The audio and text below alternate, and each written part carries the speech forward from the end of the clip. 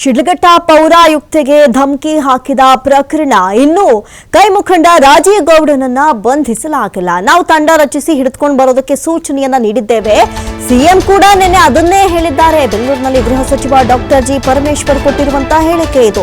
ಈಗಾಗಲೇ ವಿಪಕ್ಷಗಳು ಒಂದ್ ಕಡೆ ಹರಿಹಾಯ್ತಾ ಇದೆ. ಶಿಡ್ಲಘಟ್ಟ ಪೌರಾಯುಕ್ತೆ ಅಮೃತಾ ಗೌಡಗೆ ವಾಚ್ಯ ಪದಗಳಿಂದ ನಿಂದಿಸಿ ಬೇಕಾಬಿಟ್ಟಿ ಧಮಕಿ ಹಾಕಿದಂತಹ ಪ್ರಕರಣ ಏನಿದೆ, ಈ ಪ್ರಕರಣಕ್ಕೆ ಸಂಬಂಧಪಟ್ಟಂತೆ ಇಷ್ಟು ದಿನ ಕಳೆದರೂ ಕೈ ಮುಖಂಡ ರಾಜೀವ್ ಗೌಡನನ್ನ ಮಾತ್ರ ಬಂಧಿಸಿಲ್ಲ.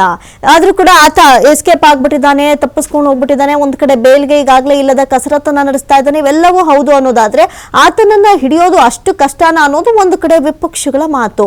ಇನ್ನು ಸದ್ಯಕ್ಕೆ ಕಾಂಗ್ರೆಸ್ ಈ ರೀತಿಯಾದಂತಹ ಮುಖಂಡರುಗಳಿಗೆ ಕಾನೂನು ಸುವ್ಯವಸ್ಥೆಯ ಮೇಲೆ ಭಯವೇ ಇಲ್ಲ, ಅವ್ರದೇ ಸರ್ಕಾರ ಇದೆ, ಬೇಕಾಬಿಟ್ಟಿ ಮಾತನಾಡ್ತಾರೆ ಎನ್ನುವಂತಹ ಆರೋಪವನ್ನ ವಿಪಕ್ಷಗಳು ಕೂಡ ಮಾಡ್ತಾನೆ ಬರ್ತಾ ಇದೆ. ಅದರಲ್ಲೂ ಕೂಡ ನೀವು ಗಮನಿಸಬಹುದು, ಒಂದು ಬ್ಯಾನರ್ ತೆಗೆದಂತಹ ವಿಚಾರಕ್ಕೆ ಸಂಬಂಧಪಟ್ಟಂತೆ ಈ ರಾಜೀವ್ ಗೌಡ ಈ ಪೌರಾಯುಕ್ತೆ ಅಮೃತಾ ಗೌಡ ಮೇಲೆ ಎಷ್ಟರ ಮಟ್ಟಿಗೆ ಮಾತನಾಡ್ದ ಅನ್ನುವಂಥದ್ದನ್ನ ನಾವೆಲ್ಲರೂ ಕೇಳಿದ್ದೀವಿ. ಎಲ್ಲವೂ ಕೂಡ ಬೀಪ್ ಸೌಂಡ್ ಅಲ್ಲೇ ಮಾತನಾಡಿದ. ಆದ್ರೂ ಕೂಡ ಇಷ್ಟೆಲ್ಲ ಆದ್ರೂ ಕೂಡ ಆತನನ್ನ ಬಂಧಿಸಲಾಗಿಲ್ವಾ ಅಂತ ಒಂದು ಕಡೆ ವಿಪಕ್ಷಗಳು ಹರಿಹಾಯ್ತಾರೆ. ಈ ಸಂದರ್ಭದಲ್ಲಿ ಇನ್ನೂ ಆತನನ್ನ ಬಂಧಿಸಿಲ್ಲ ಎನ್ನುವಂತಹ ವಿಚಾರಕ್ಕೆ ಸಂಬಂಧಪಟ್ಟಂತೆ ನಾವು ಕೂಡ ತಂಡವನ್ನ ರಚಿಸಿದ್ದೀವಿ, ಆತನನ್ನ ಹಿಡ್ಕೊಂಡು ಬರೋದಕ್ಕೆ ಸೂಚನೆ ಕೊಟ್ಟಿದ್ದೀವಿ ಅಂತ ಗೃಹ ಸಚಿವರು ಮಾತನಾಡಿದ್ದಾರೆ.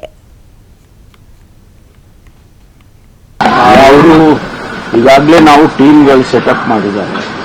ಟೀಮ್ ಸೆಟಪ್ ಮಾಡಿ ಅವ್ರನ್ನ ಇಟ್ಕೊಂಡು ಬರಬೇಕು ಎಲ್ಲಿದ್ರಲ್ಲಿ ಅಂತ ಹೇಳಿ ನಿನ್ನೆ ಮುಖ್ಯಮಂತ್ರಿಗಳು ನಾನು ಇದ್ರೂ ಕೂಡ ನಮ್ಮ ಕಾನ್ಫರೆನ್ಸ್ ಆದಮೇಲೆ ಕೂಡ ಹೇಳಿದ್ದೇವೆ. ಅದನ್ನ ಅವರು ಹುಡುಕ್ತಾ ಇದ್ದಾರೆ. ಇದರಲ್ಲಿ ಒಂದು ಸಿಗ್ತಾರೆ ಅವರು, ಎಲ್ಲಿರ್ತಾರೆ ಅವ್ರಿಗೇನು ದೇಶ ಬಿಟ್ಟು ಹೋಗ್ತಾರಲ್ಲ, ಇಷ್ಟೇ ದಿವಸ ತಲೆ ಮರೆಸ್ಕೊಂಡಿದ್ರು ಸಿಕ್ಕೇ ಸಿಗ್ತಾರೆ. ಅವರು ಈಗಾಗಲೇ ನಾವು ಟೀಮ್ಗಳು ಸೆಟಪ್ ಮಾಡಿದ್ದಾರೆ. ಟೀಮ್ ಸೆಟಪ್ ಮಾಡಿ ಅವ್ರನ್ನ ಇಟ್ಕೊಂಡು ಬರಬೇಕು ಎಲ್ಲಿದ್ರಲ್ಲಿ ಅಂತ ಹೇಳಿ ನಿನ್ನೆ ಮುಖ್ಯಮಂತ್ರಿಗಳು ನಾನು ಇದ್ರೂ ಕೂಡ ನಮ್ಮ ಕಾನ್ಫರೆನ್ಸ್ ಆದಮೇಲೆ ಕೂಡ ಹೇಳಿದ್ದೇವೆ. ಅದನ್ನ ಅವರು ಹುಡುಕ್ತಾ ಇದ್ದಾರೆ. ಇದರಲ್ಲಿ ಒಂದು ಸಿಗ್ತಾರೆ ಅವರು, ಎಲ್ಲಿರ್ತಾರೆ ಅವ್ರಿಗೇನು ದೇಶ ಬಿಟ್ಟು ಹೋಗ್ತಾರಲ್ಲ.